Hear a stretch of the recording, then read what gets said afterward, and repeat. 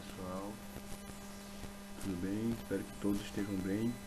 Vamos para mais uma aula. Vamos falar hoje sobre teorias da evolução. Então, na aula de hoje nós vamos fazer uma pequena jornada aí sobre as teorias, da evolução. Vamos falar sobre aí da Grécia Antiga ao século XVIII. Vamos falar também das ideias de Lamarck.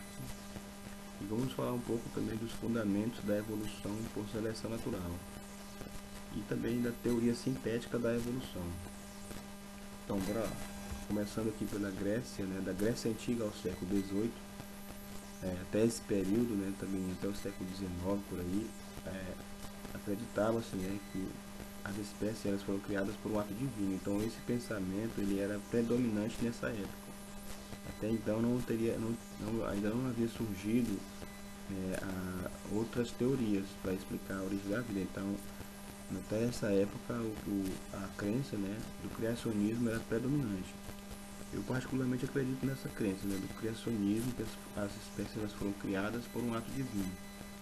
Mas, então, nessa época também, as ideias sobre a imutabilidade das espécies, ou seja, acreditavam também que as espécies elas não mudavam, elas eram fixas, Então, esses pensamentos eram defendidos por Platão, que ali de 428 a 347 a.C. Então, esse filósofo ele defendia esse pensamento, que tudo que tem existência material é uma cópia do ideal, é uma cópia apenas do que pode ser ainda perfeito. Então, esse era o pensamento defendido por Platão. E também Aristóteles, de 384 a 322 a.C., também acreditava, ele classificou ele criou a classificação hierárquica chamada de escala natural.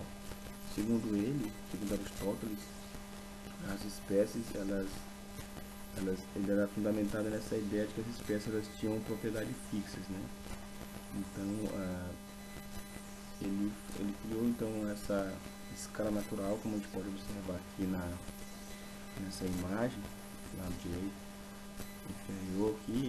Ele acreditava que na base dessa escala estavam as plantas, que eram tidas como seres inferiores, e aí após tinham os animais, aí vinham os seres humanos e por fim os deuses. Então ele formulou essa escala natural para explicar assim essa classificação hierárquica dos seres vivos. Também existiu muito nessa época o debate entre o fixismo e o transformismo.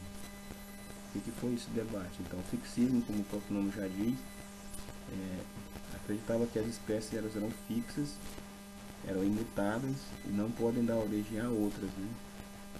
Então, as espécies que existem, por esse pensamento, elas eram defendidas que elas não podem mudar, elas são fixas, Elas foram criadas daquele jeito e daquele jeito elas ficam com o passar do tempo, elas não mudam, elas são fixas, Então também era uma ideia defendida também por criacionistas, em que as espécies elas foram criadas daquele jeito ali e elas permanecem imutáveis, Então também tinha o transformismo, que era outro pensamento, que defendia as ideias de que as espécies elas mudam ao longo do tempo, Então, e que as espécies elas tiveram origem a partir de organismos pré-existentes. Então houve esse debate entre o fixismo e o transformismo também nesse período. Então, pessoal, agora vamos falar sobre as ideias de Lamarck. Então, Lamarck foi um grande paleontólogo, naturalista francês, transformista. Ele foi um dos primeiros a propor a teoria para explicar a evolução biológica. Então foi um dos primeiros aí a entrar nesse assunto, a estudar e a propor que os seres vivos poderiam evoluir. Então aqui nós temos a imagem de Lamarck, no canto esquerdo direito. Então Lamarck ele defendia que os seres vivos eles se adaptavam por causa do ambiente. Então, de acordo com o ambiente, ele acreditava que os seres vivos eles pudessem se adaptar ali às condições de existência ali. Então ele propôs também a lei do uso e desuso, que é uma lei que diz que por um ser vivo utilizar muito um membro, por exemplo, e deixar de usar o outro membro, ele pode deixar de ter de ser útil, né? Então ele propôs essa lei aí, que também as características elas eram adquiridas e transmitidas para os descendentes, ou seja, as características que um ser vivo pudesse adquirir durante sua vida, né? Uma característica física, por fazer um esforço para alcançar alguma coisa, ele acreditava que essas características pudessem ser transmitidas aos seus descendentes.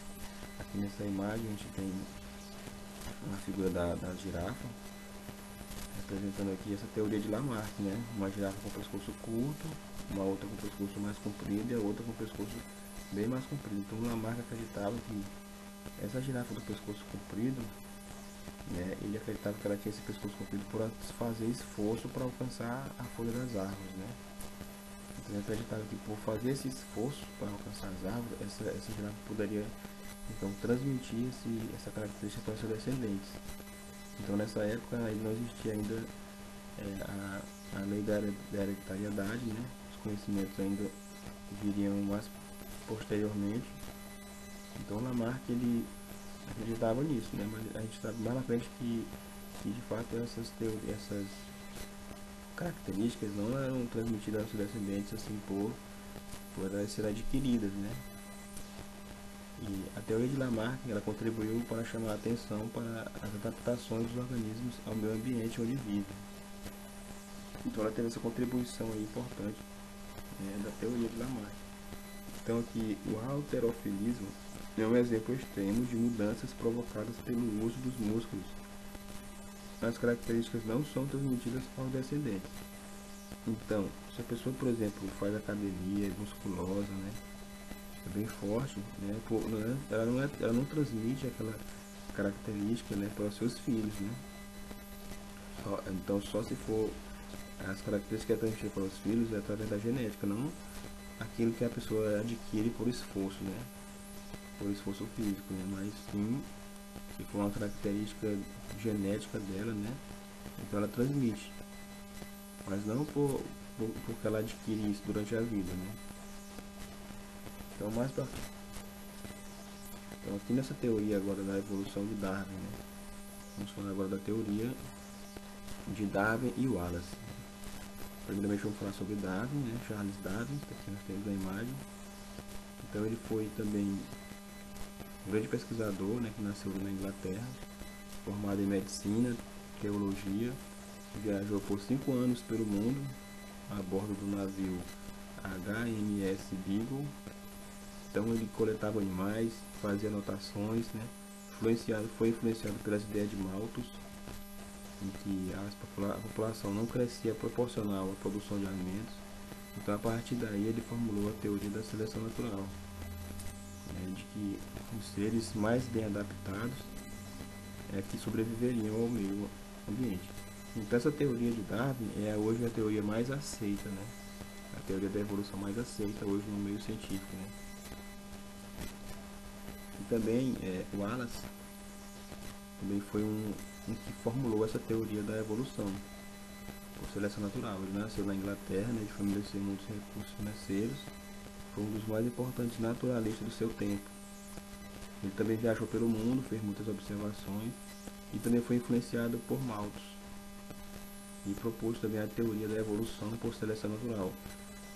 E ele chegou a pedir para Darwin, né, avaliar sua obra, né, e Darwin, né, já havia publicado também a teoria da seleção natural. Então os dois publicaram a teoria da evolução natural. Os dois eles não trabalharam juntos, mas eles pesquisaram o mesmo assunto e chegaram à mesma conclusão, da teoria da evolução natural. E agora a gente vai ver os fundamentos, né, da evolução por seleção natural. Quais são esses fundamentos, né? Primeiramente, todas as populações em condições ótimas tendem a crescer exponencialmente. Então, todas as populações, né, em boas condições elas têm a possibilidade de crescer. Então, também outro fundamento é que a limitação de recursos impede o crescimento indefinido das populações. E a competição entre os indivíduos de uma população, né? Existe essa competição entre os indivíduos.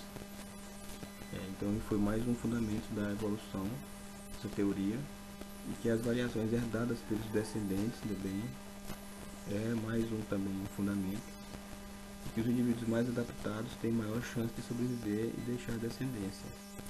Então aqui refuta a ideia de Lamarck, que transmitia os indivíduos que mais se adaptam ao meio ambiente é que tem maior chance de sobreviver e que deixam descendentes.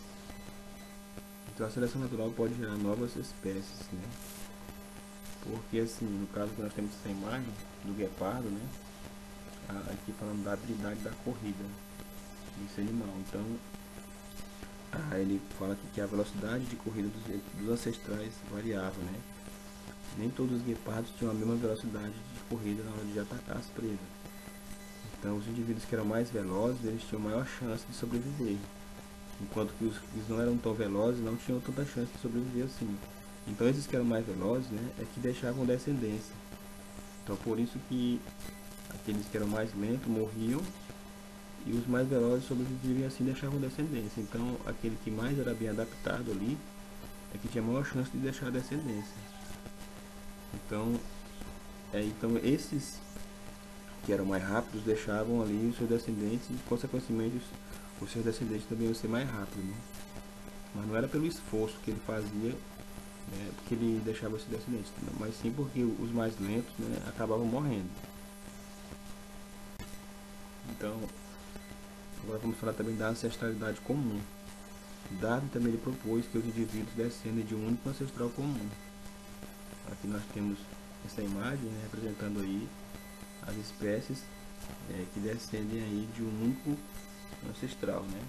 Então todas as espécies estão ligadas, né, a esse ancestral comum aqui. Todas as espécies partiram de um único ser vivo, né? Então a partir daí foram se desenvolvendo, né?